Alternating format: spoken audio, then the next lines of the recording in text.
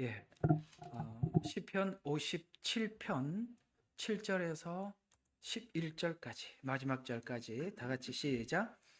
오 하나님이여, 내 마음이 정해졌고 내 마음이 정해졌으니 내가 노래하며 찬양하리이다. 내 영광아 깨어나라, 솔터리야 하프야 깰지어다. 내가 친히 새벽을 깨우리로다. 오 주여, 내가 백성 가운데 주를 찬양하며 내가 민족들 가운데서 주께 노래하리이다. 주의 자비는 커서 하늘들까지 이르러 주의 진리는 구름들에게까지 이르나이다. 오 하나님이여, 하늘들 위에 높임을 받으시며 주의 영광이 모든 땅 위에 있게 하소서. 아멘. 이 웅장한 찬양에 대해서 여러분들이 가슴으로 느껴본 적이 있으신지는 모르겠습니다. 주의 자비는 커서 하늘에 미치고, 그 다음에 하나님의 인자는 커서 땅에 미치고, 그래서 하프야, 그 다음에 솔터리야 깰지어다. 내가 새벽을 찬양하리로다. 이게 무슨 새벽 예배 이야기가 아니고 새날 이야기입니다. 새로운 날. 그래서 하나님이 주신 새로운 새벽을 맞이하리로다. 내가 세상을 다시 보는 눈을 갖게 되었다. 이런 이야기가 되는 거거든요. 우리 다 소망하는 자리죠. 우리가 예수 그리스도 안에서 주님이 주시는 그 은혜의 풍성함이 우리 생애에 정말 풍성하게 차고도 넘치게 되어서 세상을 보는 눈이 달라지고, 그 다음 모든 우리가 바라보는 자연 만물 속에서 하나님의 영광이 하늘 위에 땅 끝까지 우리가 어디를 보아도 하나님의 은혜가 자욱하고 가득한 이런 세상을 우리가 바라보고 살 수만 있다면 저와 여러분에게 얼마나 행복하겠습니까? 오늘 이 이야기가 여러분들에게 정말 와 닿을 수 있도록 좀 제가 최선을 다해서 한번 말씀을 전해 보도록 하겠습니다. 꼭 여러분들이 함께 전하는 저의 메시지가 잘 상달되기를 기대합니다. 예배 시간에 다른 생각하지 말고 굉장히 좀 집중을 하셔서 들어 오늘 여러분들이 믿는 믿음의 자유함을 함께 누렸으면 좋겠습니다. 오늘 이 내용을 준비를 하면서 옛날에 신앙생활 했던 그런 신앙생활이 이제 많이 생각이 났었어요. 어떤 거냐면 신앙생활을 하는 과정 속에서 우리가 이렇게 훈련을 받아야 될 때가 있지 않습니까? 전도사 때, 부목사 때, 물론 담임 목사가 됐다고 훈련이 끝난 것은 아니지만 하나님께서 끊임없이 우리를 훈련을 시키십니다. 그러나 담임 목사가 되면 하나님이 직접 훈련을 시키든지 아니면 성도들을 통해서 훈련을 시키기도 합니다만, 그러나 부목사가 되거나 혹은 전도사가 되면 담임 목사님께서는 답을 알고 계시니까 항상 답을 잘 제시해 주세요. 이렇게 해야 합니다. 저렇게 해야 됩니다. 그건 틀렸습니다. 그건 다 수용은 하겠는데 문제는 참 듣고 싶은 거는 그 얘기가 아니지요. 어떤 이야기를 듣고 싶으냐면 왜 그래야 합니까? 라는 설명을 해 주었더라면 참 좋았을 텐데 그 설명은 없고 그저 이렇게 해야 됩니다. 저렇게 해야 됩니다. 라는 답을 제시하는 건 맞습니다. 그분들의 이야기가 틀린 답을 제시하고 우리에게 마이너스 되는 이야기를 하겠습니까만, 분명히 우리를 유익하게 하기 위해서 한 건 사실이지만 우리가 더 알고 싶은 것은 당신이 그냥 단답형으로 이야기하는 것보다는 성경의 흐름 속에서 왜 당신의 말이 내가 받아들여야 하는지를 설명을 해 주었더라면 우리가 그거를 1000번, 10,000번 수용할 수 있었을 텐데 라는 생각은 저는 많이 해왔습니다. 왜냐하면 저도 정답은 많이 들었는데 그 정답이 왜 성경적이냐라는 말은 들어본 적이 잘 없기 때문에 그렇습니다. 사실 저는 목회를 하면서 그 말이 정답이라는 것은 알고 있었지만 이 내용이 도대체 어디에 성경에 기록되어 있고 또 저와 같이 여러분들에게 답을 딱 제시해 주시는 그 답 아래 여러분들이 단순히 목사님 말이 답이 맞기는 맞지만 그걸 좀 원리를 설명해 주었으면 제가 옛날에 그렇게 소원을 했었기 때문에 여러분에게도 그런 마음을 가지고 제 설교를 듣고 있다라는 생각을 많이 해왔기 때문에 저는 참 이런 게 잘 보여서 여러분들에게 설명해 줄 수 있어서 감사하고, 그래도 예배 시간마다 이런 설명을 해줄 수 있는 준비를 하고 여러분을 기다리는 게 참 행복합니다.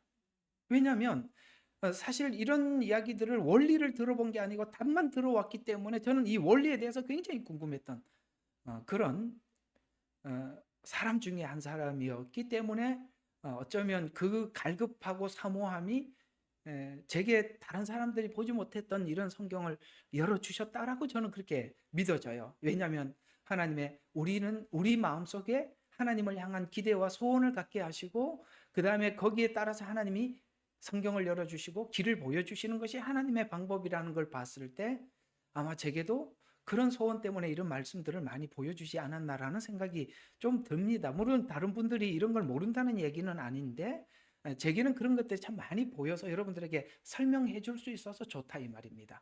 단답형은 아니고 저는 이렇게 설명을 좀 하는 편이니까 한번 오늘 이 이야기를 한번 들어보겠습니다. 이게 굉장히 우리가 행복한 신앙생활이거든요. 내 마음이 하나님 앞에 정해졌다. 그 다음에 뭐가 나옵니까? 노래가 정해다. 내 마음을 딱 정하고 나니까 이 뭘 정했느냐가 굉장히 중요하거든요. 그냥 내 마음이 하나님께 정해졌으니라는, 여러분들이 하나님께 마음을 정한 적이 많을 겁니다. 그렇죠? 하나님 앞에 마음을 고정을 했지만 고삐가 풀렸죠. 정했는데 세월이 지나면서 풀렸다가 또 홀딩됐다, 풀렸다가 좀 묶였다가 이 일을 반복해 왔을 겁니다. 근데 도대체 오늘 다윗은 뭘 정했느냐 이거죠. 이게 무슨 정해졌으니가 그냥 자기 의지로 정해진 게 아니라 뭔가 엄청난 일을 겪고 정했단 말이에요. 그리고 난 뒤에 완전한 자유를 선포하는 거거든요. 그래서 이제 하나님 앞에 외치지요. 찬양하리로다. 새벽을 깨우리로다. 뭡니까? 새벽이 나를 깨우는 게 아니라 내가 새벽을 깨운다는 것은 적극적으로 삶에 올인하겠다는 겁니다. 새벽을 깨우죠. 남들은, 대부분 사람들이, 삶이 고된 사람들은 새벽이 나를 깨워요. 아침이다, 일어나라, 출근해라. 또 하루가 시작됐구나, 짜증난다, 일어나야 되나, 이렇게 가지만 오늘 여기 다윗은 뭔가를 하나님 앞에 딱 정하고 난 뒤에 새벽에 깨운다는 것은 이제는 모든 삶에 내가 적극적으로 막 뛰어들게 돼. 뭐든지 맞이하겠다. 두렵지 않다. 상황에 오라. 모든 건 이제 나한테는, 나는 다 수용할 수 있다. 이런 이야기가 새벽을 깨우리로다, 이런 뜻이에요. 아시겠죠? 그리고 그 다음에 또 민족들 가운데, 내 백성 가운데 주를 찬양하고 내 민족들 가운데 주께 노래하리이다. 뭘 노래하느냐? 뭘 노래하죠? 주의 자비가 컸다는 걸 노래하겠다는 거죠. 근데 그 크기가 사람들은 안 보이겠지만 다윗에게는 보인대요. 뭐가 보여요? 하나님의 자비가 어디까지 미쳤어요? 하늘들까지 이르렀고 주의 진리는 구름들가에 이르렀나이다. 오 하나님이여, 하늘들 위에 높임을 받으소서. 주의 영광이 온 땅 위에 있게 하소서. 셀라. 아멘. 와, 이런 인생. 우리 사실 예수님 믿고 그런 감격 속에 살아왔던 시간이 있었습니다. 도대체 그게 어디를 갔느냐? 오늘 57편에서 찾아오기를 바라요. 자, 우리는 성경을 보면은 역대기에 들어가 보면, 물론 역대기에 이제 왕들의 이야기에서 두 왕을 먼저 소개하죠. 열왕기상에 사울이라는 한 왕을 등극시켜 설명을 하고 그의 생애를 낱낱이 기록합니다. 사무엘하를 기록을 하면서 이제 다윗의 생애를 기록하는 것입니다. 사울은 성경에서 처음 밝힌 것과 같이 성경과 딱 어떤 계보를 이어보면 가인의 계보와 같이 인본주의적 신앙의 모델로 등장을 합니다. 그러니까 에덴 동산에 있었던 아벨과 가인의 이야기를 좀 더 구체화시킨 것이 사무엘상하고, 사무엘상에 등장하고 있는 사울은 가인의 계열. 그는 누구와 같은 사람이냐? 인본주의 신앙의 모델이다 라고 이야기를 하고 있고요. 그래서 인본주의적 신앙의 특징은 모든 것이 자기 중심, 이게 중요한 겁니다. 그러니까 자기중심적으로 하나님을 바라보고 판단하고 자기중심적 신앙도 자기중심적으로 추구한다. 이렇게 설정을 해놓고 그 인물의 대표인 한 인물인 왕인 사울을 자세히 그 생애를 통해서 설명을 해가고 있습니다.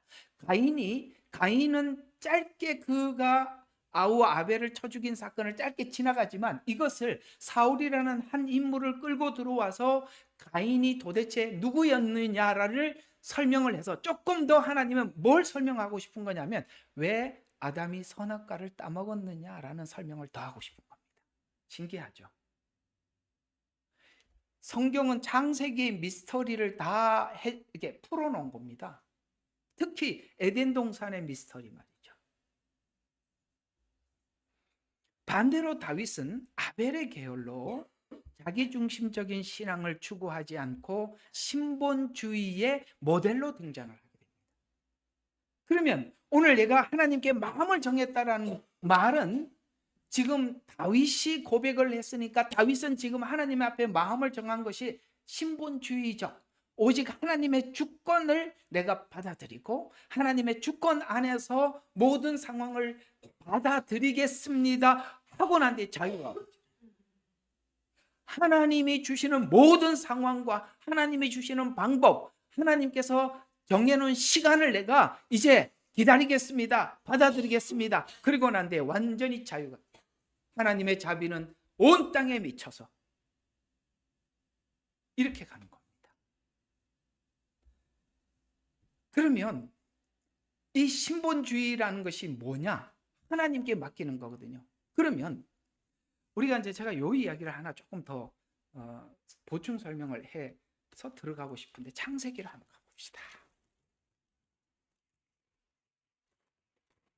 창세기에 가보면 아니 이게 뭐 가인과 아벨 이야기가 거기서 중요해 보이는, 도대체 왜 가인은 왜 그랬어? 라는 질문을 하는데 성경은 그걸 깊고 구체적으로 설명을 하지 않고 뭔가 알지 못할 이야기를 하면서 쓱 지나가 버려요.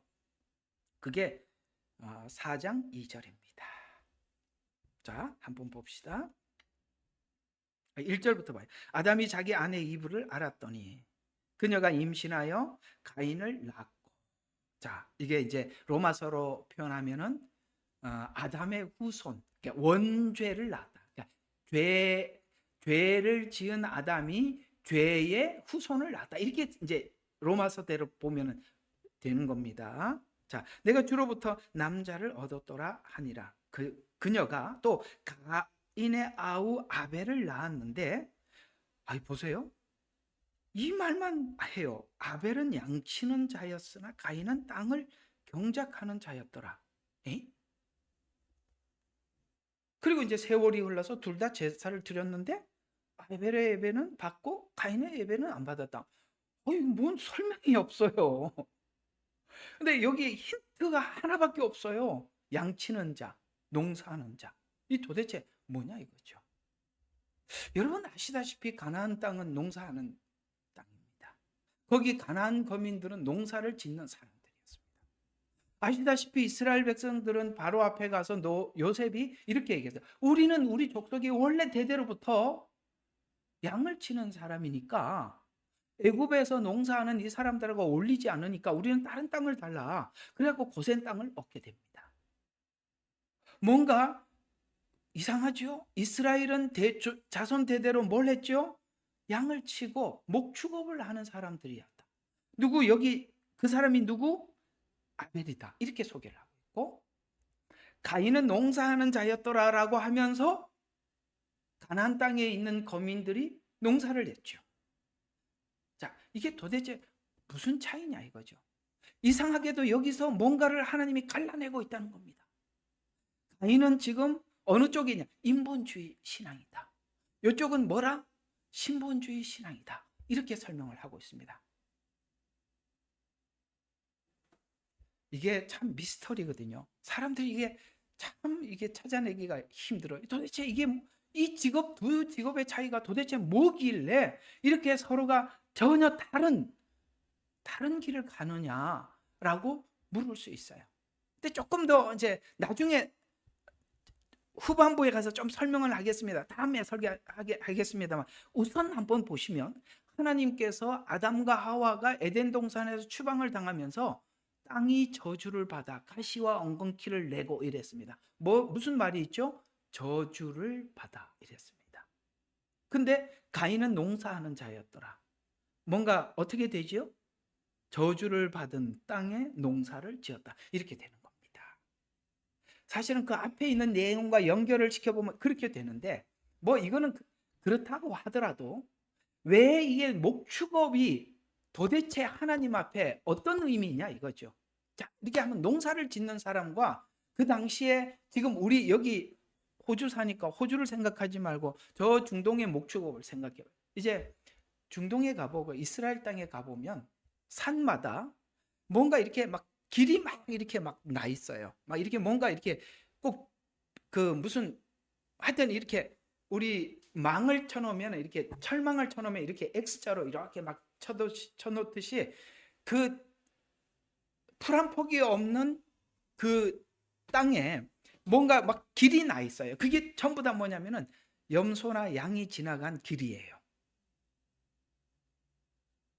자, 이 목축업은 뭐냐면 하나님께서 초장을 형성해 놓으면 그 초장으로 양떼들을 데리고 가서 거기서 먹이고, 또 하나님께서 초장을 형성해 놓으면 양떼들을 데리고 항상 이동을 하는 겁니다. 이동형이라는 거예요. 그러나 농사는 어떻습니까? 자기가 땅을 경작을 하고 경작한 땅에 필요에 따라서 햇빛이 와야 되고, 그 다음에 햇빛이 계속 내리쬐면 비가 안 오면 또 비를 달라고 기도 또 구해야 되고, 또 비가 또 너무 많이 오면 비를 그치게 해달라고. 다 누구 중심이죠? 자기 중심이죠. 지금 뭔가 인본주의와 신본주의를 직업이라는 것으로 나누고 있다는 것입니다. 그래서 하나님께서는 이스라엘 백성들에게 지금 가나안 땅에 들어가서 가나안 거민을 본받지 말라는 것은 그들의 신앙을 본받지 말라는 것이기도 하는데, 왜 그들의 신앙이 그런 신앙이 될 수밖에 없느냐? 땅을 경작을 하였기 때문에 그들이 늘 자기의 요구에 따라서 신께 구하는 겁니다. 자기들이 원하는 걸 신께 구하는 거예요. 그러나 하나님께서는 이스라엘 백성들에게 처음부터 농사라가 아니라 이 목축업을 가르쳐서 항상 뭡니까? 하나님의 인도함을 따라서 이동하라는 거예요. 이 이야기가 이스라엘이 완전히 하나님 앞에 심판받아 타락해서 심판받을 즈음, 하나님께서 이 예레미야가 왜 너희가 심판을 받아야 하는지를 이스라엘 백성들을 세워놓고 이렇게 교훈을 하고 있는 한 성경이 있습니다. 그게 예레미야서 35장입니다. 한번 보시죠. 예레미야서 35장 10절 어디서부터 보시냐면 16절부터 보시죠. 자, 아닌데요. 자, 5절부터 봐야 되네요. 예. 자, 5절부터 한번 빨리 보겠습니다. 내가 레갑인의 집의 아들들 앞에 포도주로 가득 찬 단지와 잔들을 내놓고, 지금 이제 이스라엘 백성들을 보고 막 시험하는 거예요. 야, 레갑 족속들을 딱 불러다 놓고, 이 레갑 족속이라고 하면 갈렙의 후손입니다. 갈렙은 원래 그 유대인이 아닙니다. 이방인이었습니다. 그래서 이제 레갑 족속을 앞에다 세워놓고 이렇게 하겠습니다. 포도주를 딱 갖다 놓고 가득 찬 단지와 잔들을 내놓고 그들에게 야, 포도주를 마시라 이렇게 외쳤습니다.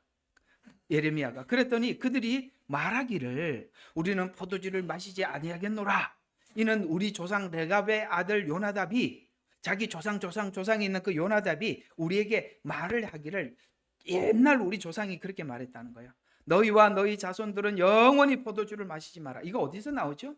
하나님께서 이스라엘 백성들 중에서 사사, 특별히 하나님 앞에 선택된 사사들에게 금한 것들이 몇 가지가 있는 것 중에 포도주를 마시지 말라가 있습니다.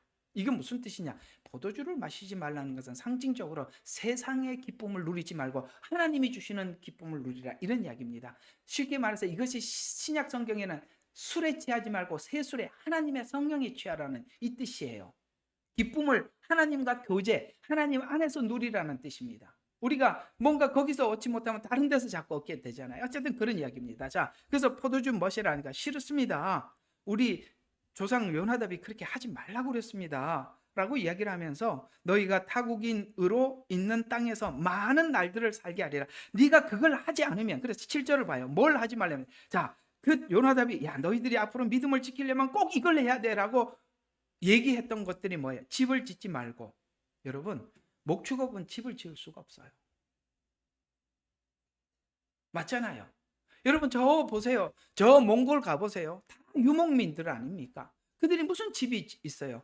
그래서 딱 때가 되면 또 텐트 들고 가서 또 저쪽에 가서 또 치고 또 텐트 들고 가야 되잖아요. 여러분, 이게 신약에서는 너희가 행인과 나그네라는 거예요. 우리가 천성을 바라보면서 가면 땅에 정착하는 여기에 이렇게 하지 않는다 이 말이에요. 그래서 야 너희들의 신앙을 잘 지키려면은 꼭 이걸 해야 된다라고 명심했던 게 뭐라고요? 자, 집을 짓지 마라. 씨를 뿌리지 마. 농사하지 말라는 거죠. 놀랍죠? 이게 여기서 답이 나오잖아요.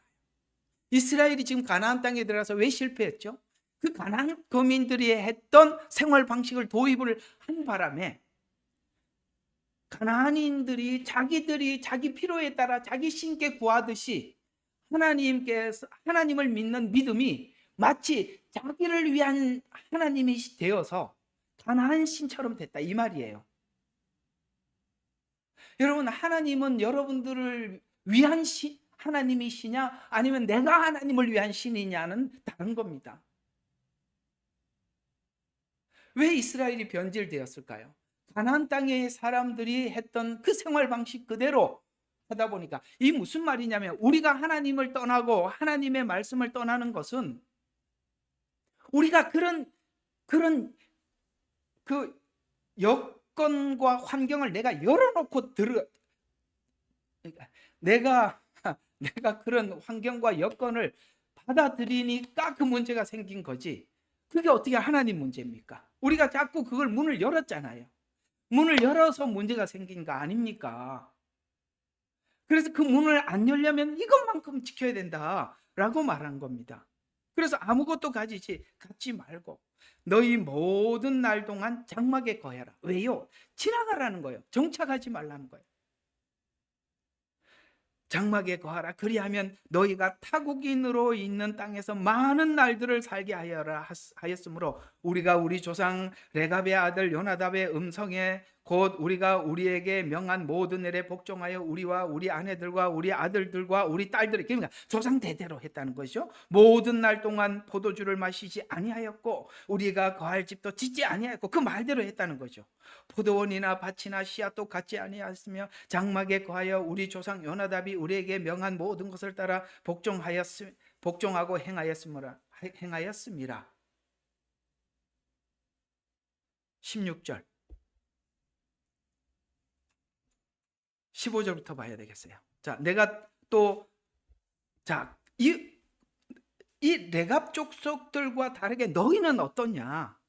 이 이스라엘 백성들을 이제 놓고 이제 예레미야가 책망하는 이야기죠. 내가 또 모든 선지자들을 너희에게 보내되 일찍 일어나 그들에게 보내어 말하기를 너희는 이제 각자가 악한 길에서 돌이켜 너희의 행실을 고치고 다른 신을 쫓아 그들을 섬기지 말고 내가 너희와 너희 조상들에게 준 땅에 거할지니라.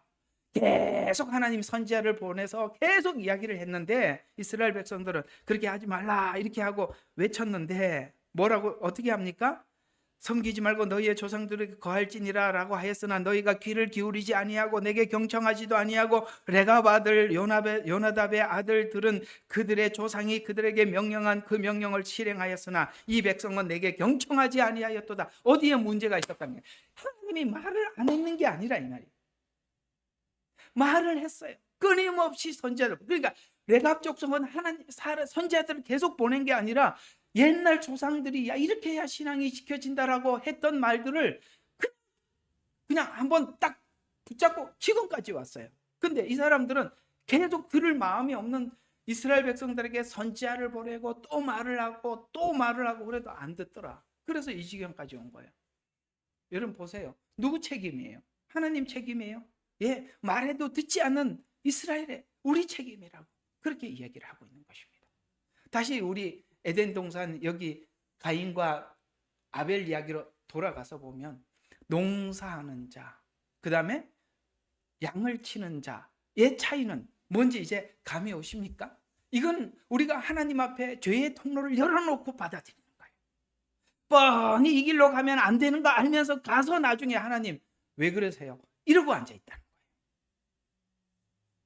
여러분 설교를 통해서 전부 이야기했을 겁니다. 저는 여러분들 각자가 가지고 있는 문제가 뭔지는 다 모르나 제가 설교하면서 하나님이 왜 제게 이런 말을 하게 하는지 아마 각자가 여러분이 잘 알 겁니다.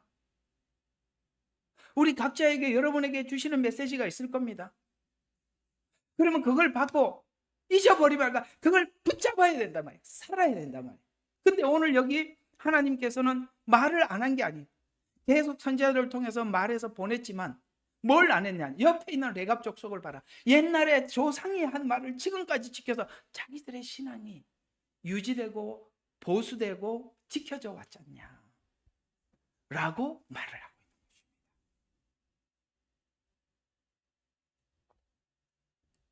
성경이 죄의 시작이 인본주의자들의 신앙을 가진 자들로부터 시작이 된다고 말하고 있습니다. 자, 이것이 그 지금 아벨과 가인 이야기 앞에 아담 이야기가 있는데 아담은 왜 사단으로부터 공격을 받았을까? 에덴 동산의 아담과 하와의 넘어짐을 통해서 확인하는데 왜 아담이 넘어졌을까? 그는 인본주의적이고 자기 신앙 중심적이었기 때문에 아벨과 가인의 사건을 통해서 다시 한번 확인시켜 준 겁니다. 아담이 왜 죄를 지었느냐? 아벨과 같았기 때문에, 그러니까 가인과 같았기 때문에 자기 중심적. 사단이 와서 이야기한 게 뭐냐면 이거 하나님 먹지 말라고 하더냐?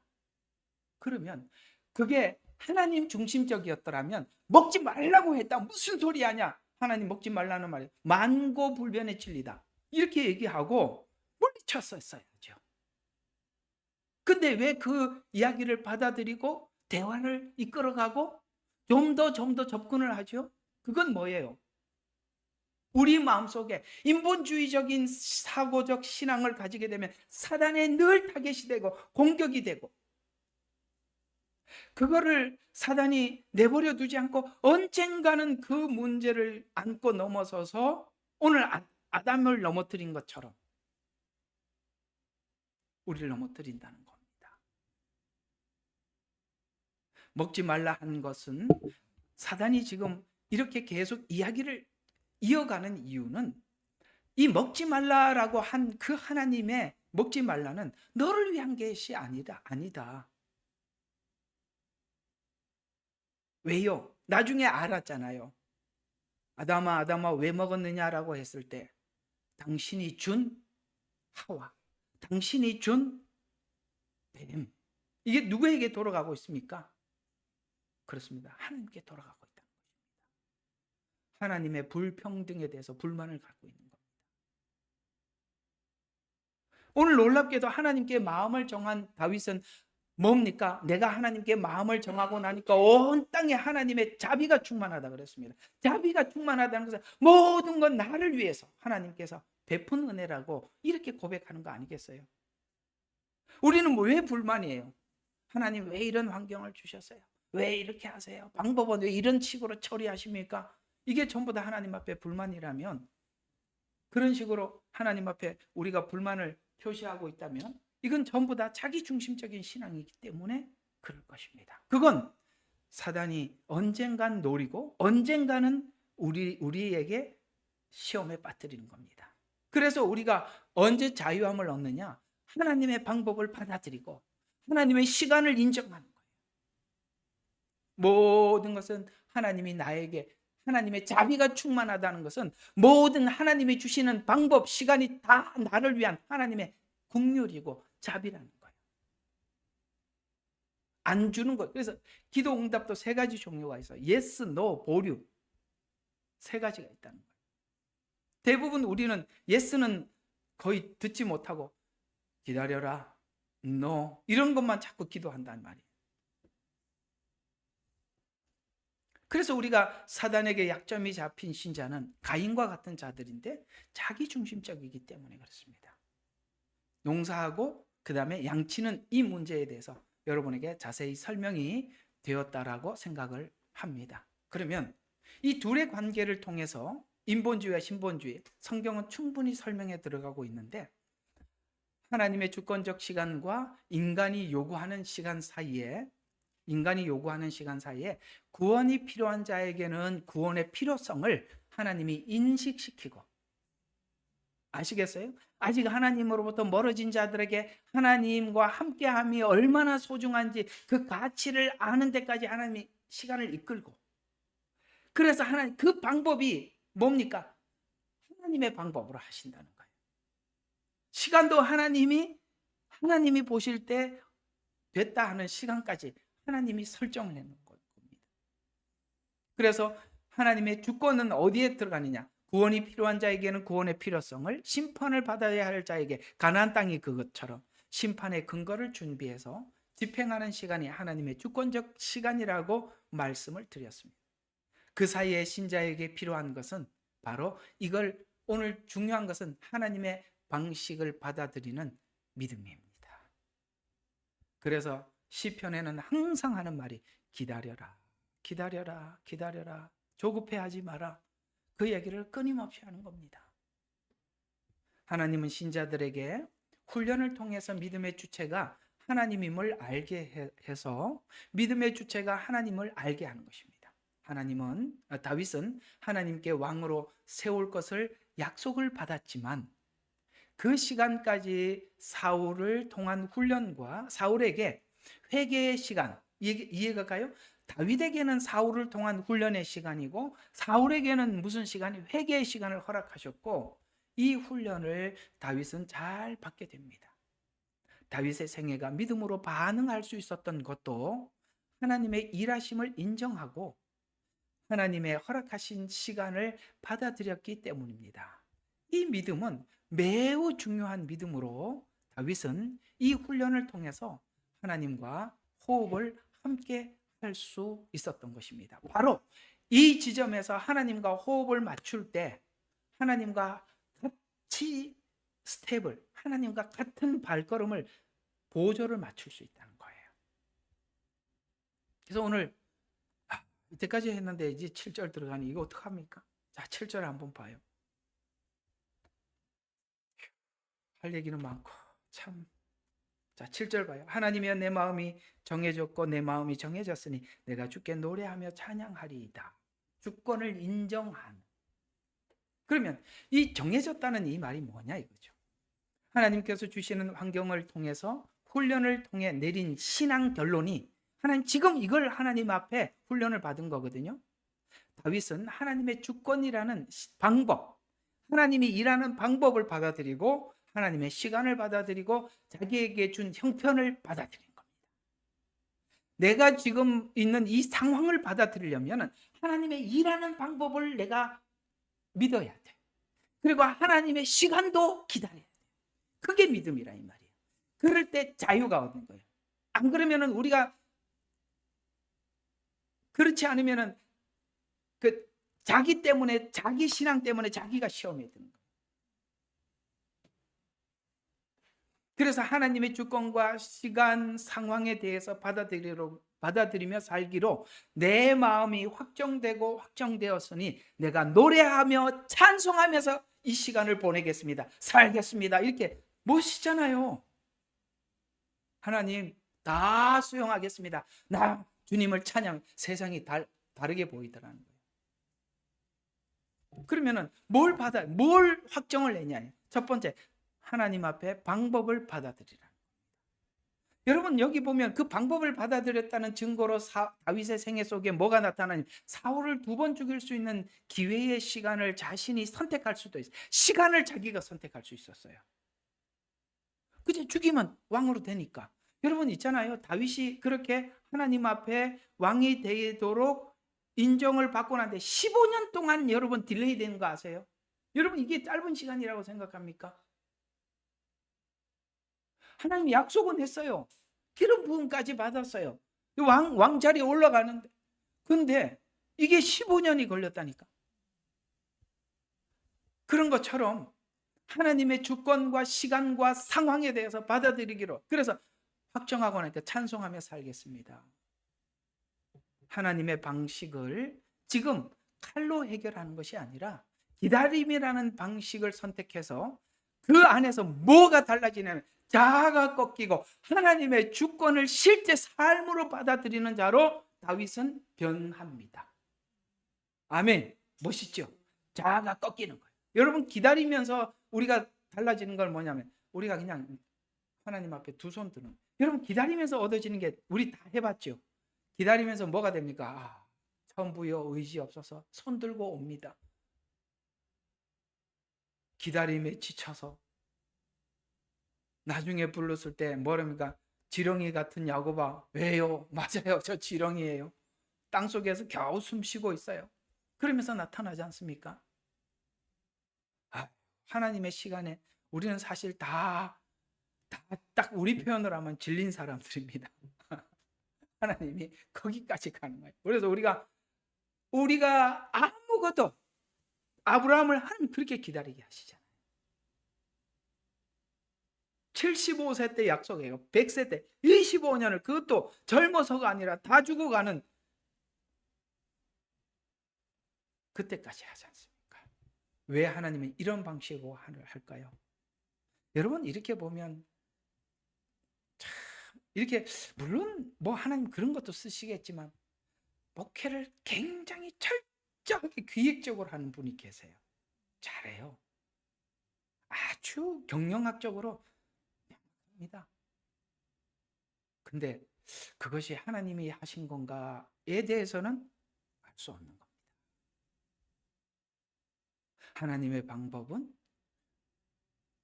들쑥날쑥하고,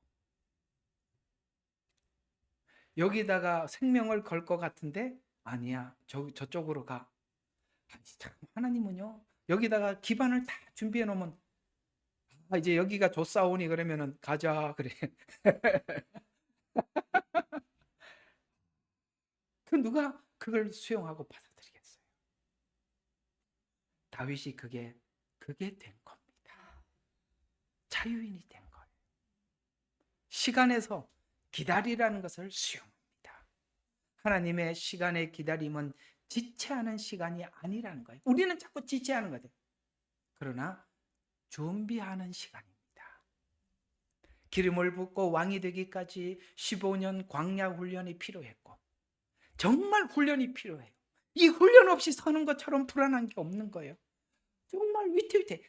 아니, 5살배기 앞에 세워놓고, 목사라고 세워놓고 성도들이 발발 떠는 거예요. 혹시나 실수하지 않을까? 저는 2가지 유형의 교회를 많이 봐왔습니다. 성도들이 목사를 케어하는 교회가 있어요. 행복한 목사입니다. 자기는 몰라. 성도들이 얼마나 돌보고 있는지. 성도들이 내려와서 그래, 우리 목사님 실수할까 봐 조마조마하대. 그래가지고 음으로 양으로 보이지 않게 뭡니까? 가이드도 해주고 친절하게. 근데 몰라. 참 희한한 교회예요. 그렇게도 교회를 하시더라. 신기하더라. 어떤 교회는 담임 목사가 성도들을 훈련시키는 교회도 있어요. 그 우리가 생각할 때 상식적으로 그렇다고 생각하지만 반대도 있다라는 거예요. 신기하죠. 이상하게 목사를 교육시키는 성도들은 리더로 자라고 있어요. 어린애 하나 키우는 거죠. 하나님의 방법은 가지가지입니다. 시간에서 기다려라. 15년을 광야 훈련을 했고, 이 시간은 왕의 자질에서 마음과 영혼을 가진 자로 만들어지는 시간입니다. 이와 같이 신앙 성숙은 하나님의 때를 받아들일 때 성숙합니다. 하나님은, 제가 저번 시간에 말했죠, 짐승은 먹는 음식으로 훈련합니다. 그렇죠? 뭐 하나 주면 그 뭐 하나 먹으려고 짐승이 얼마나 길을 씁니까? 아주 앞에서 아양을 다 떨고 하나 먹어주면 고마웠고 그래. 또 그 먹는 거 가지고 훈련을 시키지만 하나님은 우리에게 시간을 통해서 훈련시킨다는 걸 잊지 말으셔야 돼요. 왜요? 네가 주인이 아니다는 거예요. 네가 주인이 아니다는 거예요. 내가 네 시간에 안 맞춘다는 겁니다. 두 번째, 세 번째로 형편과 환경에서 확정했다는 거예요. 형편과 환경을 받아들이겠다는 거예요. 아, 하나님 아직도 때가 아니군요. 이 형편, 이 상황 제가 수용하겠습니다. 이게 지금 하나님께 확정했다는 말이에요. 오늘 다윗은 도망자가 되어서 광야에서 때로는 피난처에서 환경을 바꾸어 달라고 기도하기보다는 적응하는 훈련을 선택했습니다. 적응하는 거예요. 적응. 그래서 방법, 시간, 환경을 받아들이는 시간의 훈련을 통해서 확정하죠. 이게 바로 오늘 이야기하고 있는 하나님의 주권을 믿는 믿음을 확정했다는 거죠. 방법을 받아들여서 자기 방식과 자아중심의 신앙이 꺾이게 되고, 시간을 받아들여서 고난의 시간에 하나님을 찬양하게 되고. 왜요? 내가 지금 하나님 앞에 내 인격이 바뀌고 있잖아요. 환경을 받아들여서 광야 같은 장소가 찬양의 장소로 뒤바뀌는 거예요. 그래 오늘 막 다윗이 막 노래를 부르는 거예요. 광야에 누가 보면 미친놈 같아요. 광야 돌아다니면서 맨날 숨어다니면서 불 속에서 예수님 찬양 예수님 찬양 이러고 앉아있는 거예요. 근데 놀랍게도 이걸 받아들이고 나면 광야 같은 장소가 찬양의 장소가 되고 하나님과 교제의 장소가 되더라는 거예요. 오늘 그 뒤 이야기가 그거잖아요. 솔터리아 깨라 하프야 일어나라 하나님 찬양하자. 그렇게 나가는 겁니다.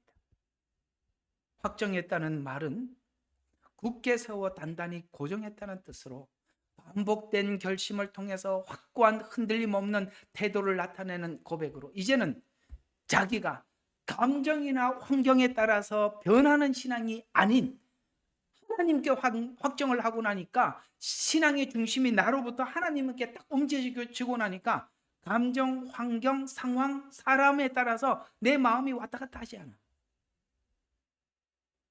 맞아요, 안 맞아요? 하나님께 딱 고정을 하고 나면은 감정이 휘둘리지 않잖아요. 누가 뭐라 그래도 뭔 상관이 있냐. 내가 그러잖아요. 무슨 상관이 있냐고. 아니 화면 켜라고 화장 안 하면 무슨 상관이 있냐고. 아무 상관이 없어. 뭐가 상관이 있어. 못생기든 잘생기든 누구도 아무 상관이 내가 하나님 앞에 하는데 무슨 소용이.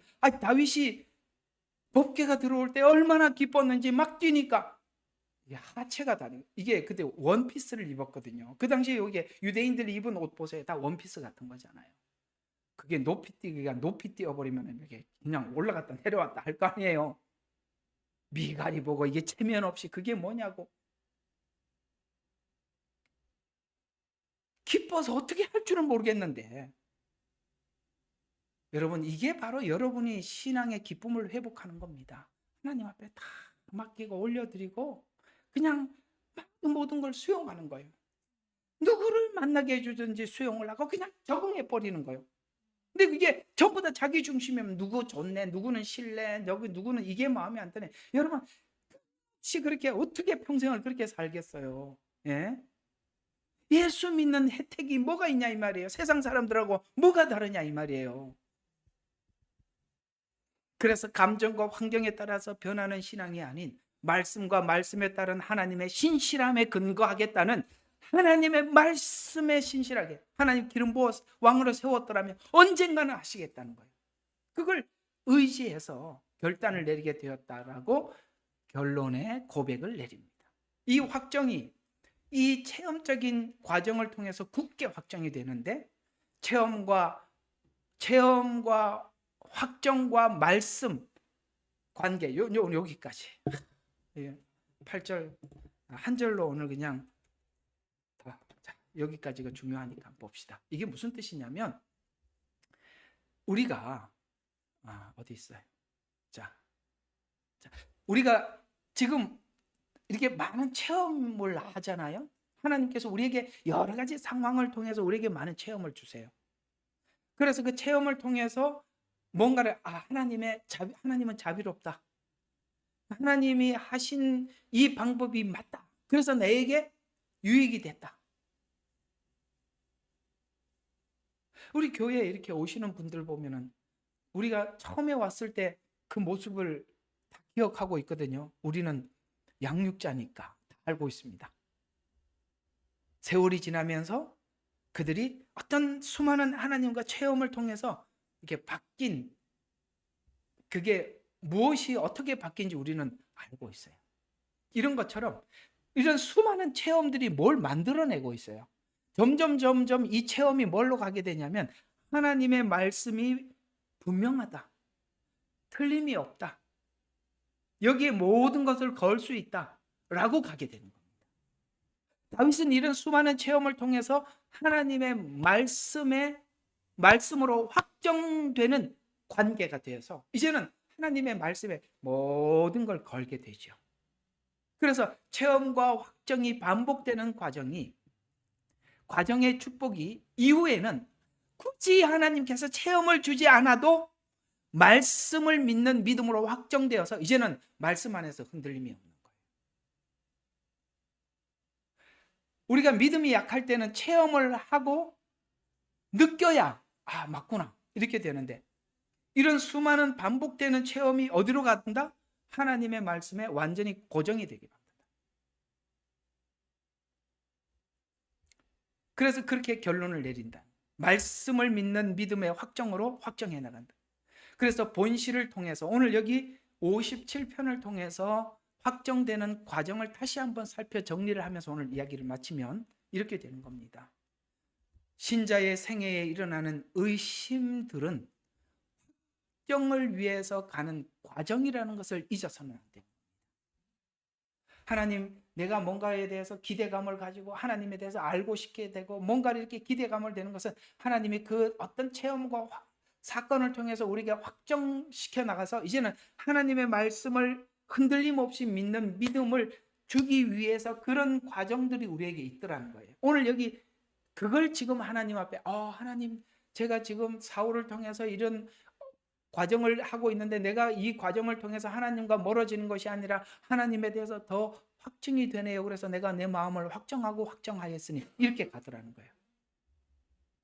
다윗의 이런 수많은 고난과 체험들이 하나님을 확증하는 대로 가게 되더라.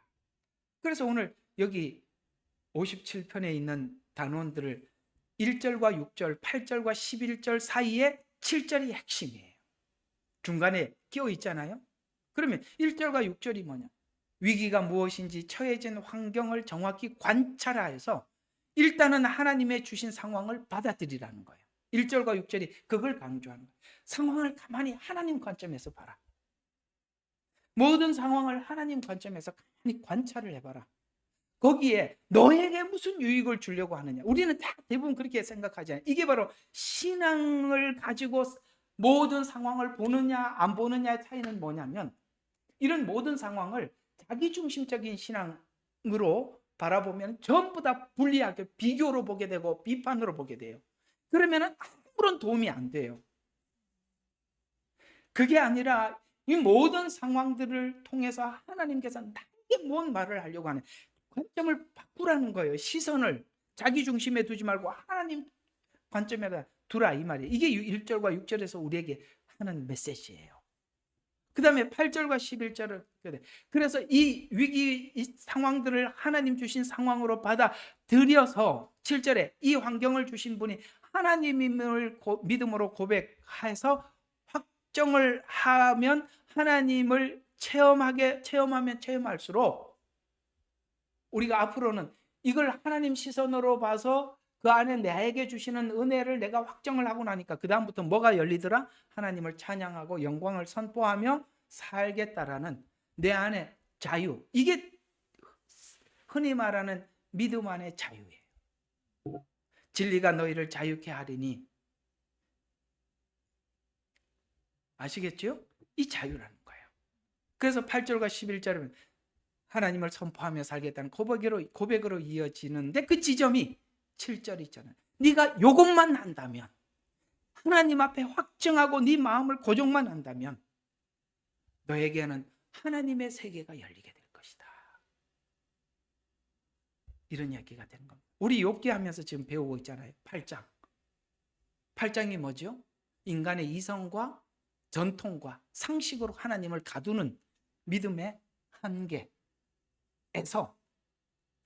이제 내일 할 9장은 뭐냐면 욥은 빌다시 말한 하나님을 자기 세계 속에 가두는 것을 걷어차버리는 겁니다. 하나님이 우리 속에 들어오는 게 아니라 내가 하나님 속에 들어가야 한다고 거부하는 게 9장이에요. 내일 그건 좀 더 여러분들에게 나누겠습니다만 바로 오늘 7절이 그 지점입니다. 거부하는 거죠.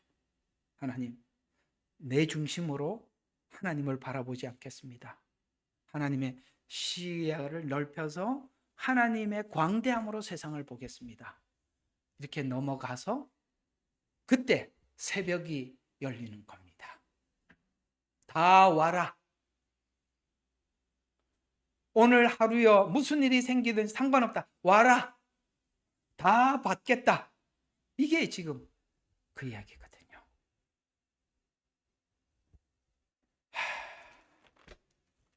이게 그 훈련이라는 거 빌립보서 이제 마지막 이야기입니다. 항상 제가 이 결론에서 끝나지 않았습니까? 4장 잊지 마세요. 저하고 같이 설교를 들으면 로마서 5장 1절과 5절, 빌립보서 4장 11절, 12절 아주 그냥 달달 외우게 될 겁니다. 자, 11절, 12절 한번 보죠. 내가 궁핍함으로 말하는 것이 아니니 이는 내가 어떤 처지에도 스스로 만족하는 법을 배웠기 때문이라. 뭡니까? 지금 쉽게 말해서 바울도 하나님께 모든 것을 하나님께 만족하는 법을 하나님께 배웠대요. 자유를 얻었다는 거예요. 내가 지금 갇혀서 이런 말을 하는 게 아니에요. 빌립보 감옥에서 지금 병문안 오게, 요즘으로 말하면은 이것도 신방인가? 빌립보 교회에서 바울에게 신방을 온 거거든요. 면회. 이건 신방이 아니고 감옥이니까 면회네. 그러네. 면회를 왔는데 이거 지금 여기다가 먹을 거 갖다 주고 요즘으로 영치금도 갖다 주고 이렇게 왔는데 얼마나 기분 나쁜 이야기를 하는지. 내가 궁핍함으로 말하는 게 아니다. 내가 어떤 처지에도 만족하는 법을 배웠다. 이렇게 말해버리면 그런 사람들이 뻥 쪘잖아, 그죠? 뭐 먹을 거 옷도 갖다 주고 먹을 거 영지금도 가져왔는데 나 지금 여기서 다 배웠어. 나 이게 없어도 괜찮아. 나는 내게 주시는 능력 주시는 자 안에서 모든 것을 할 수 있다. 그러니 이 가져온 사람들이 너무 황당해. 어쨌든 그 얘기에 그래서 보세요. 스스로 만족하는 법을 배웠기 때문이다. 나는 비전에 처할 줄도 알고 하나님이 그런 환경에 갔다 나 괜찮아. 그 하나님이 뜻이 있어서 그렇게 했지. 난 그거 받아들인다는 거예요. 비전에 처할 줄도 알고 풍부에 처할 줄도 알고 좀 주면 사람들이 나는 좀 뭐 했네 있네 이런 나 그거 상관없어. 그 다음에 또 뭡니까? 모든 처지에 있어서 나는 배부름과 배고픔과 풍부함과 궁핍함을 배웠대요. 그래서 그 뒤에 유명한 말이 내게 능력 주시는 자를 그리스도를 통하여 내가 모든 것을 할 수 있느니라. 요 지점, 그걸 지금 오늘 바울은 여기까지 왔고 다윗은 그걸 배우고 있는 거예요. 자유. 지금 여기 다윗이 이렇게 하나님을 찬양하리로다는 말과 오늘 바울이 요 말은 같은 이야기라. 같은 이야기라. 뭐 얘기하다 보니까 옛날 생각이 하나 나서 이야기까지 하고 마치겠습니다. 우리 이제 아버지 때는 조금 나도 그 할아버지 때 목사님들의 간증을 들어보면 그저 밥 굽는 거는 일상이었다고 합니다. 근데 이제 또 그때만 해도 참 우리 사는 게 어려워서 이게 뭐 한 끼 먹기가 쉽지 않았잖아요. 그 성도들이 그래도 목사님 신방을 오면 집에 있는 거 없는 거 다 긁어서 준비를 해놓으면 애들이 옆에서 혹시 다 먹고 가나 쳐다보고 있어서 본인도 배가 고파서 먹기는 하는데 애들 눈치 때문에 다 먹지는 못하겠고 다 먹고 가면 애들이 운대요. 다 먹었다고. 교회 시험에 들어서 안 간대. 목사님 와서 다 먹고 갔다는 거지. 오랜만에 우리 집에 소고기를 구웠는데 1년에 한 번 보기 힘든 걸 목사님, 그래서 목사님이라는 분은 저렇게 대접을 하는구나. 근데 이제 목사님들 얘기를 들어보면 계속 굶다가 거기 가서 너무 잘해주는 걸 한번 먹고 집에 한번 설사 화장실 가기 바쁘다는 거야. 우리 옛날 목사님들의 간증들이 그래요. 그리고 와서는 집에 와서 쫄쫄 굶고 있고, 또 성도들은 또 목사님 한번 모시면 목사님은 거기서 못 먹었던 허기를 채우고 집에 와서는 또 굶고, 그런 일들이 참 허다했다고 합니다. 그래서 그런 말이 있어요. 초창기에 우리 복음이 들어왔을 때 목사님들은 일제치하나 공산치하에서 교회를 했기 때문에 목숨을 내놓아야 했다라는 말이 있고, 다음 세대 목사님들이 목회를 하기 위해서는 굶어 죽을 각오를 해야 한다.